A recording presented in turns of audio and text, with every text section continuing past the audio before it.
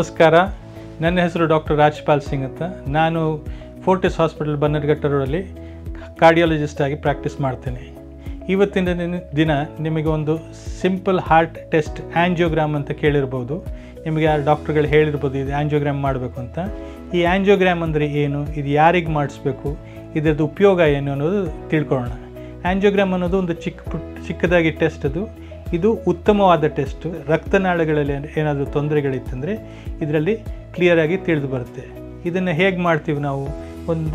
ಸಾಕಷ್ಟು ಜನರಲ್ಲಿ ಕೈಯಿನ ಮೂಲಕ ಮಾಡ್ತೀವಿ. ಕೈಯಲ್ಲಿ ಒಂದು ಚಿಕ್ಕ ರಕ್ತನಾಳ ಇರುತ್ತೆ, ಅದರಲ್ಲಿ ಮಾಡ್ತೀವಿ.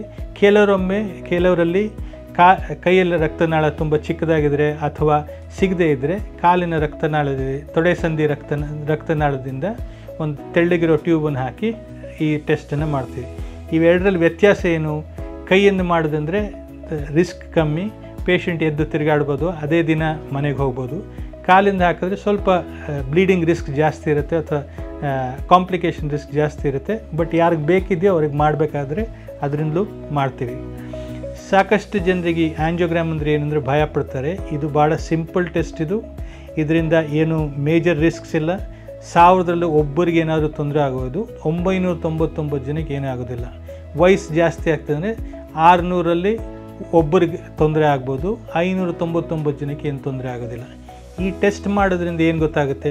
ನಿಮಗೆ ರಕ್ತನಾಳಗಳಲ್ಲಿ ತೊಂದರೆ ಇದೆಯಾ ಇಲ್ವಾ? ತೊಂದರೆ ಇದ್ದರೆ ಎಲ್ಲಿದೆ ತೊಂದರೆ, ಎಷ್ಟಿದೆ ತೊಂದರೆ, ಅದರಿಂದ ನಾವು ಯಾವ ಥರ ಟ್ರೀಟ್ಮೆಂಟ್ ಕೊಡಬೇಕು. ಬರೀ ಔಷಧಿಗಳಲ್ಲೇ ಟ್ರೀಟ್ಮೆಂಟ್ ಕೊಡ್ಬೋದಾ, ಅಥವಾ ಔಷಧಿ ಜೊತೆ ಒಂದು ಸ್ಪ್ರಿಂಗ್ ಅಥವಾ ಸ್ಟೆಂಟ್ ಅಂತಾರಲ್ಲ ಅದನ್ನು ಕೂಡಿಸ್ಬೇಕಾ, ಅಥವಾ ಔಷಧಿ ಜೊತೆ ಬೈಪಾಸ್ ಆಪ್ರೇಷನ್ ಮಾಡಿಸ್ಬೇಕಾ ಅನ್ನೋದು ತಿಳಿದು ಬರುತ್ತೆ.